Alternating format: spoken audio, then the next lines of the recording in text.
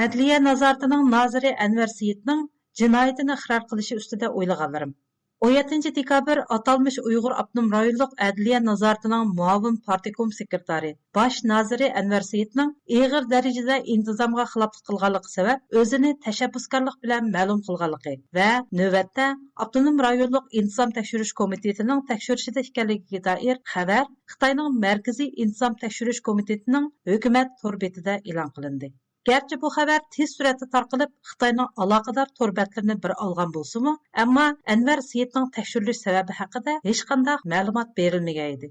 Anvar Seyitga doir oshkora uchurlarga qaraganda, Anvar Seyit xizmatga qatnashgandan buyon Aqsu viloyatining To'qsu nahiyalik partikom doimiy hay'atining a'zosi, muavin sekretari, Avat nahiyalik partiya komitetining muavin sekretari, hokimi, Aqsu partikom sekretari, shahar boshlig'i, Aqsu viloyatlik ma'muriyatning muavin komissari, Aqsu viloyatlik partikom a'zosi, omma xizmati bo'limining boshlig'i, birlik sap bo'limining boshlig'i, Abdunum rayonluq adliya nazoratining muavin partikom a'zosi, noziri, shundaqla Abdunum rayonluq zahar tashlashni boshqarish idorasining birinchi darajalik komissari qatorliq vazifalarni o'tab kelgan.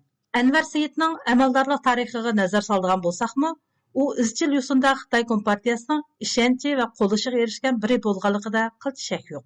Chunki uning 1986-yildan tortib Uyg'ur elida yuz bergan shuncha siyosiy davolg'ishlardan o'ngishib o'tib, Xitoydagi nozir darajalik cho'ng amaldorlik mansibiga ulashgani buning po'latdak isboti.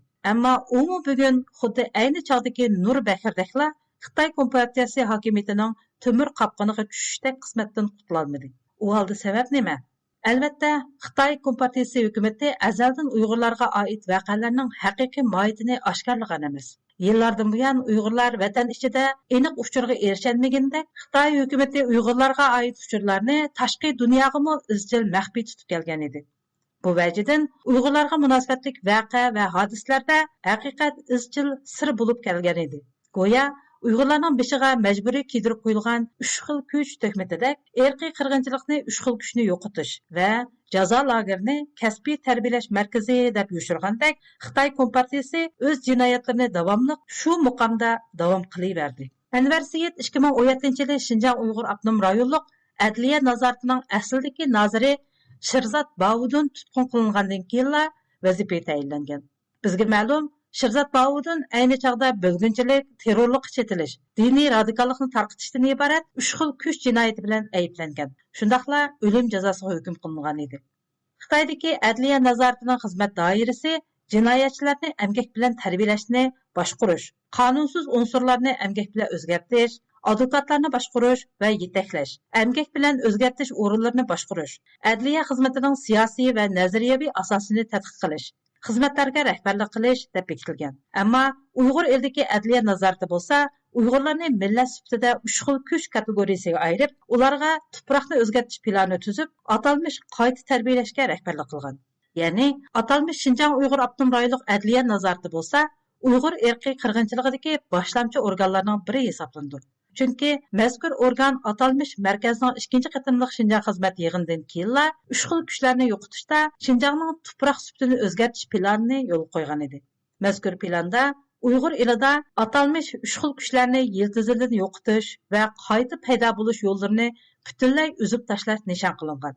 Bu plan yo'l qo'yilgandan keyin atalmish Xinjiang adliya nazorati ayni vaqtdagi Uyg'urlarning uylariga ko'chib kirgan 200 ming Xitoy ma'murlari bilan birlikda yezlarga tushgan. Ularning asosli xizmati asosiy qatlamdagi terrorchi, bölgünchi va asabiy kuchlarni piyoz so'ygandek ich-ichidan, qat-qatidan tekshirib aniqlash va yo'qotish hamda bu orqali Uyg'ur elini atalmish 3 xil kuchlardan butunlay tozalash bo'lgan. Demak, Anvar Seyit dal bu planning bosh ijrochilaridan biri sifatida Xinjiang adliya nazoratida 5 yil xizmat qilgan. Uning o'tgan bu 5 yilda Uyg'urlarga qilingan ziyonkashliklarda qanchalik yer olganligini bu vajidan so'zlash ortiqcha. Ammo Xitoyga sadoqat bilan bog'langan va tuzumga xiloflik qilganlarni yo'qotishni bosh vazifa qilgan mushundaq bir amaldorning yanala tuzumga xiloflik qilishi kishini ajablantirmay qolmaydi.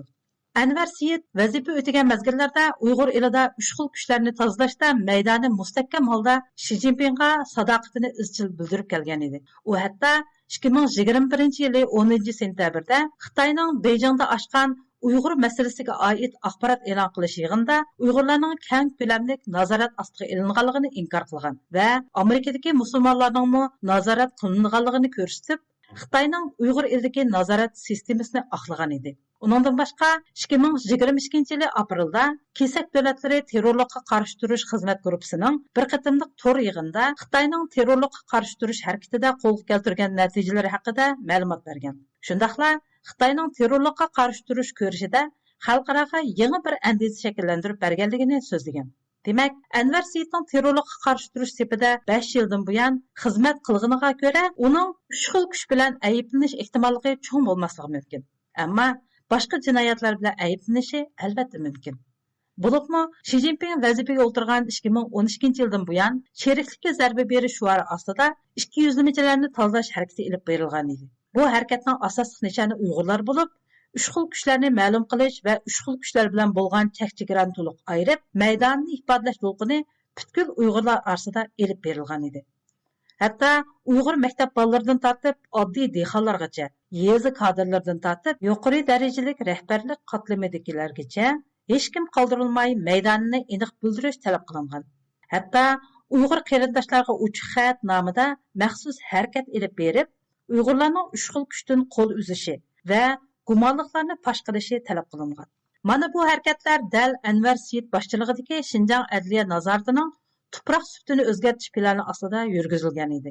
Bu harakatlar davomida Uyg'ur elida terrorlik, bo'lginchilik va asabiylik butunlay yo'qotilib, o'tgan 5-6 yildan buyon bir qatimmo terrorlik harakati yuz berib boqmaganligi, Uyg'ur elidagi xalqlarning bexatarlik tuyg'usining 99% ga yetkazilganligi Xitoy hukumati tomonidan jakarlangan edi. Demak, Xitoy kommunist hukumatining navbatda Uyg'urlarni o'z yig'ida o'z go'shini qo'rishiga ehtiyoj ko'p qolmadi. Anvar Seyitmo hatto xalqaro sahnalarga chiqib, Uyg'ur erkiy qirg'inchiligining yolg'onligini isbotlab, vazifasini to'liq tamomladi. Endi undaq bir Uyg'ur nozirining Xitoyga hech bir qiymati yo'q. Chunki u baribir ana shu uch xil kuchga mansub guruhining bir a'zosi. Mayli Xitoy kompartiyasiga qanchalik sadoqat bildirsin, uning Junxo millatiga tava bo'lishi mumkin emas. Mayli qanday sadoqat bildirsin, Uyg'urlar mangu Xitoy Kommunist partiyasi oilasining rasmiy a'zosi deb qaralmaydiganligi aniq. Shundaq bo'lgan ekan, Xitoy hukumati ehtiyojli bo'lganda Uyg'ur amaldorlarni ishlatishi mumkin. Ammo ehtiyoj tugaganda xohlagan bo'xtonlar bilan yo'qotilganligi shaksiz. Yana kelib bundaq misollar tarixda oz emas. Masalan, Beijing Bahari jurnalining bosh muharriri Hu Ping apandimning 2019-yili Erkin Osiyo radiosi Xitoy bo'limiga bergan ziyoratida Nur Bakirning qo'lga elinishining sababi haqida bir qism ma'lumotlarga erishganligini oshkorlagan edi. U 5-iyul qirg'inchiligida cho'ng xizmat ko'rsatgan Uyg'ur avtonom rayonining mazkur sobiq raisining tutilishi haqida mundaq deydi. Uyg'urlarning Xitoy bekitgan 3 jinoyati bor. Ya'ni terrorchi, bo'lginchi va asabiydan iborat 3 xil kuchlar.